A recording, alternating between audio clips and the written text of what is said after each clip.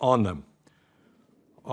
We are the richest country in the history of the world, and there is no excuse, if we got our priorities right, why we should not be providing the highest quality of childcare for the little ones and to ease problems for their parents.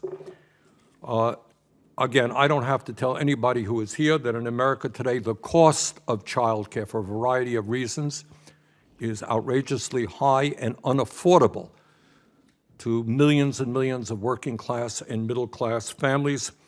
In Vermont, which I think it's about the national average, it's about $15,000. Here in DC, as your staff will tell you, if families need to apply to receive it, and the size of the credit and eligibility requirements vary greatly by state. Vermont's $1,000 payment, for example, is reserved for children 5 and under and families earning $125,000 or less. In Massachusetts, existing tax deductions for dependents were converted into two refundable credits. These state tax credits are worth between $180 to $240 per child under 12 for up to 2 children in all families. In some states, the credit is non-refundable, which means it can reduce someone's tax liability as low as $0. Taxpayers must file a tax return to receive it. Others, including Vermont, have made it fully refundable, meaning that it can reduce a filer's tax liability below $0. Despite the plans, the bill is yet to be formally proposed and is being negotiated on across both sides of Congress. Folks, we have a ton of good news about the fourth stimulus check and Social Security benefits. Stay tuned because you definitely don't want to miss out on this. Social Security, everybody, provides monthly benefits to millions of retired seniors. Some of those seniors depend on the program for the bulk of their income, and that's proven to be a problematic thing this year in particular. Although Social Security recipients get a generous 5.9% raise going into 2022, at this point the rate of inflation is far outpacing that boost. That means seniors who live mostly on Social Security are losing buying power even at a time when they're sitting on a higher raise. But that's not the only issue with depending heavily on Social Security. In future, Social Security may have to cut benefits to the tune of 20% due to revenue shortfall. That could leave many seniors in the lurch.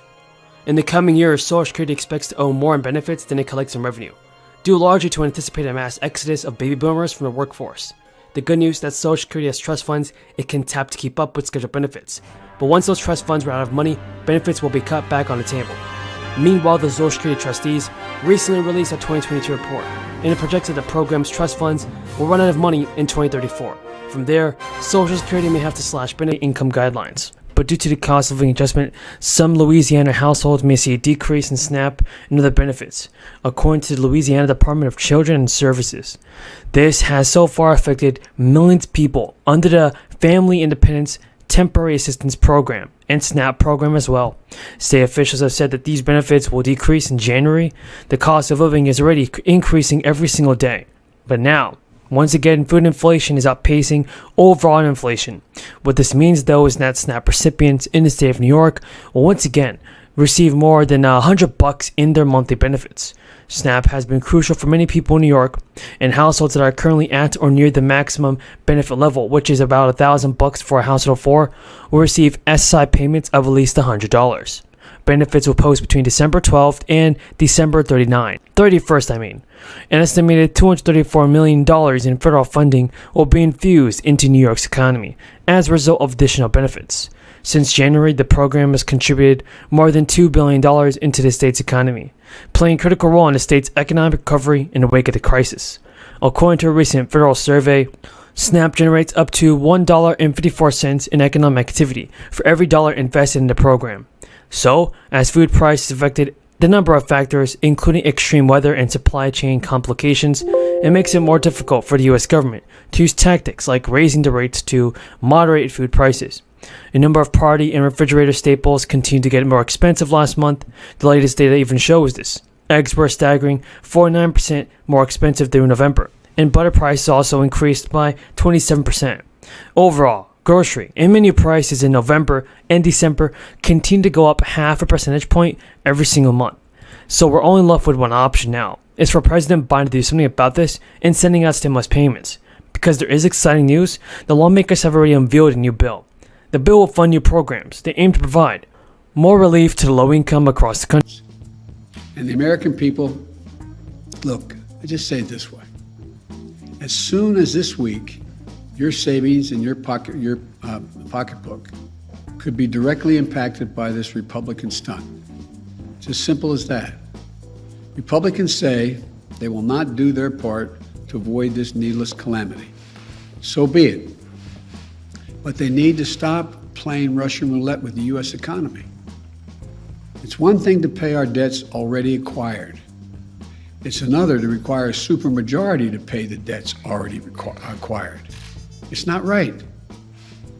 Let the Democrats vote to raise the debt ceiling this week, without obstruction or further delays. Democrats in the House have already passed a bill that would do that. It's sitting in the United States Senate where Democrats have the votes ready to pass it. That's the only way to eliminate the uncertainty and risk. Okay. Madam President, on the day that this majority commenced its work, I promised that this chamber would meet the challenges that face our nation, not with timid solutions, but with boldness and with courage. Now, the 117th Congress stands at a pivotal moment in our pursuit of this goal. Over the past few months, both chambers have dedicated themselves to passing two transformative, once-in-a-generation pieces of legislation: the bipartisan infrastructure bill and the Build Back Better agenda. Doing big things in Congress is always hard, but we didn't choose elected office just to pursue the easy things. In the days and weeks to come, Senate Democrats will remain focused on passing the agenda we promised, no matter how hard the task. All last week, I held extensive talks with the Speaker, the President, and my Senate colleagues to bring us closer to a final agreement on our Build Back Better agenda. We made important progress, but there's more work to do. So this week, I will continue meeting. So the Federal CARES Act originally gave us an additional $600 a month to those receiving unemployment benefits. Now the supplement was later cut in half, and President Biden's American Rescue Plan that passed in March gave the benefit boost a September 6th cutoff date. But in the spring, 26 states in total said they would cut the extra $300 a week in federal assistance before it officially ended. And that's as some employers and Republican lawmakers said additional money was discouraging people from returning to work. Andrew Stetner, a senior fellow at the Synergy Foundation, said the hypothesis that Republican governors were predicting has been disproved. Multiple sources reviewed data from 24 states. So have you or anybody that you know been receiving unemployment benefits? And do you believe that the unemployment benefit boost from President Biden helped families out in America? Tell me what you think in the comments below, everybody. So while those states did see a bigger decline by one metric, ultimately the unemployment rate dipped by nearly the same rate as those that continued the extra benefits throughout the summer.